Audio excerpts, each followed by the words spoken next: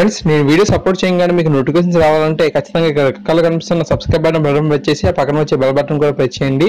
ఈ వీడియో నాకు తప్పకుండా లైక్ చేసి 10 మందికి షేర్ చేయండి. ఈ వీడియో కింద డిస్క్రిప్షన్ లో ఒక న్యూస్ యాప్ లింక్ ఇచ్చాను. యాప్ జస్ట్ 4 MB మాత్రమే ఉంటుంది. ఒక యాప్ ఇన్స్టాల్ చేసుకున్న వెంటనే మనకు 50 రూపీస్ రావడంతో పాటు మనం నెలకి 5000 వరకు ఎర్న్ చేసుకోవచ్చు. సో తప్పకుండా అందరూ ట్రై చేయండి. Hi guys, Mahesh friends. AP TET exam రాయిపోతున్న ప్రతి ఒక్కరు కూడా ఆ యొక్క హాల్ టికెట్ లో ఇచ్చిన ఇన్స్ట్రక్షన్స్ అయితే ఫాలో అవ్వాలి. లేదంటే వీరికి ఎగ్జామ్ హాల్కి వెళ్ళినా సరే ఎగ్జామ్ అనేది రాయనివ్వరు. సో వాటిని ఈ యొక్క వీడియోలో చూద్దాం. సో అంతకంటే ముందుగా ఏపీ టెట్ తాలూకు హాల్ టికెట్స్ అనే అఫీషియల్ వెబ్సైట్ లో అందుబాటులో ఉన్నాయి. ఇక్కడ మీరు చూసినట్లయితే డౌన్లోడ్ హాల్ టికెట్ పక్కన డౌన్లోడ్ అని ఉంది కదా, సో దాన్ని క్లిక్ చేయాల్సి అయితే ఉంటుంది. మనం నెక్స్ట్ పేజ్కి వెళ్ళినట్లయితే మన యొక్క candidate ID are reference ID, mobile number, Aadhaar number ఈ మూడింటిలో ఏదో ఒకటి ఇచ్చి మన యొక్క డేట్ ఆఫ్ బర్త్ ని ఎంటర్ చేసి సబ్మిట్ చేసినట్లయితే మన యొక్క హాల్ టికెట్ అనేది రావడం జరుగుతుంది. సో ఈ యొక్క వెబ్సైట్ తాలూకు లింక్ అనేది కింద కాంబినేషన్ లో డిస్క్రిప్షన్ లో కూడా మీకు ఇవ్వడం జరిగింది. సో అక్కడ మీరు ఓపెన్ చేసినట్లయితే మీ యొక్క ఇన్స్ట్రక్షన్స్ అని ఇక్కడ మీరు గమనించవచ్చు. ఫ్రెండ్స్, ఫస్ట్ పాయింట్ ని పరిశీలించినట్లయితే మన యొక్క ఏపీ తాలూకు హాల్ టికెట్ లో మన యొక్క నేమ్ మరియు రిజిస్టర్ నెంబర్ ఇతరత్ర సమాచారం అనేది కరెక్ట్ గా ఉందా లేదా అనేది చెక్ చేసుకోవాలి. అంతేకాకుండా ఎగ్జామ్ అనేది మనకు 2 సెషన్స్ లో జరుగుతుంది కాబట్టి ఇక్కడ మనకు రిపోర్టింగ్ టైం, గ్రేస్ పీరియడ్ అనేది మనకు సెపరేట్ గా ఇవ్వడం జరిగింది. మీరు మార్నింగ్ ఎగ్జామ్ కి అటెండ్ అయ్యేవారైతే 8 AM to 9 AM వరకు ఇక్కడ రిపోర్టింగ్ టైం అనేది తీసుకోవాలి. అంతేకాకుండా గ్రేస్ పీరియడ్ అని మనకు 9 AM to 9:15 AM అనేది మనకు గ్రేస్ పీరియడ్ గా ఉండడం జరిగింది. ఆఫ్టర్నూన్ వరకు పరిశీలించినట్లయితే రిపోర్టింగ్ టైం అనేది 1 PM to 2 PM గా ఉంది. గ్రేస్ పీరియడ్ అనేది మనకు 2 PM to 2:15 PM గా ఉండడం జరిగింది.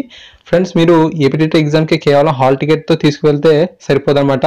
హాల్ టికెట్ తో పాటుగా ఏదో ఒక ఐడి ప్రూఫ్ ను కూడా తీసుకెళ్లాల్సి అయితే ఉంటుంది. సో లైక్ మీరు ఆధార్ కార్డ్ తీసుకువెళ్ళడం చాలా మంచిదని చెప్పుకోవచ్చు.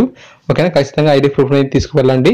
అంతే కాకుండా మీ యొక్క హాల్ టికెట్ లో మీ యొక్క ఫోటో కనుక క్లియర్ గా పడకపోయింది అనుకోండి, ఖచ్చితంగా మీరు 2 పాస్పోర్ట్ సైజ్ ఫొటోస్ అనేది తీసుకువెళ్ళాలి.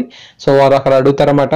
ఫ్రెండ్స్, నెక్స్ట్ పాయింట్ ఏంటంటే చాలా మంది కూడా ఎగ్జామ్ సెంటర్స్ వెళ్ళేటప్పుడు బ్యాగ్స్ వంటివి తీసుకుని వెళ్తూ ఉంటారు.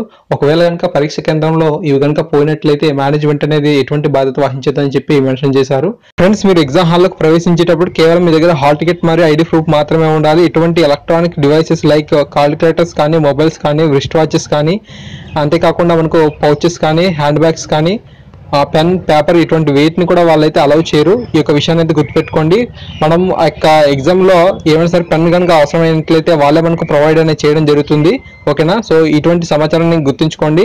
మీరు వాళ్ళ కళ్ళు కప్పి ఈ యొక్క వాచెస్ కానీ, మొబైల్స్ కానీ తీసుకువెళ్ళినట్లయితే అక్కడ మీరు దొరికినట్లయితే ఖచ్చితంగా మిమ్మల్ని డివార్ అయితే చేస్తారు. చాలా సెక్యూరిటీగా మనకు ఉండడం అయితే జరుగుతుంది.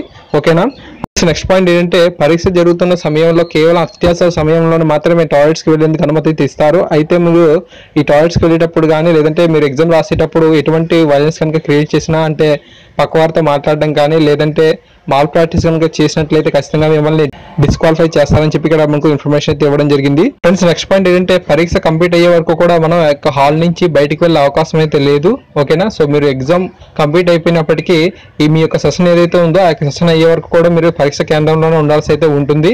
అండ్ అంతేకాకుండా మీ యొక్క కంప్యూటర్ కనుక మొరాయించినట్లయితే తప్పకుండా వాళ్ళకి రిపోర్ట్ అయితే చేయొచ్చు. వాళ్ళు దాన్ని ఫిక్స్ చేస్తారని చెప్పి ఇవ్వడం అయితే జరిగింది. ఈ యొక్క ప్రాబ్లంలో మీరు ఏమైనా సరే ఇబ్బంది కనుక పడి గొడవ చేసినట్లయితే మిమ్మల్ని డిస్క్వాలిఫై కూడా చేస్తామని చెప్పి ఇక్కడ మెన్షన్ చేశారు. ఓకేనా. సో ఫ్రెండ్స్, ఈ విధంగా మనకు ఇన్స్ట్రక్షన్స్ అనేవి వారు ఇవ్వడం జరిగింది. సో మరలా ఒకసారి రిపీట్ అయితే చేసుకుందాం. సో మీరు పరీక్ష కేంద్రానికి వెళ్ళేటప్పుడు కేవలం హాల్ టికెట్ తోనే కాకుండా ఒక ఐడి ప్రూఫ్ ని తీసుకెళ్ళాలి. మీ యొక్క హాల్ టికెట్ లో ఫొటోస్ కనుక బాగోలేకుంటే ఒక 2 పాస్పోర్ట్ సైజ్ ఫొటోస్ ని తీసుకెళ్ళాలి. ఎగ్జామ్ హాల్ కి మీరు గంట ముందే చేరుకోవాలని చెప్పి ఇక్కడ మనకు మెన్షన్ చేశారు. ఎటువంటి గ్యాజెట్స్ కానీ, పెన్స్ కానీ, పేపర్స్ కానీ, వాటర్ బాటిల్స్ కానీ ఇవేవి కూడా మీరు తీసుకెళ్ళకూడదు. ఎగ్జామ్ హాల్లో మనకు ఇవన్నీ కూడా వాళ్ళే ఇవ్వడం జరుగుతుందని చెప్పి ఇక్కడ మెన్షన్ చేశారు.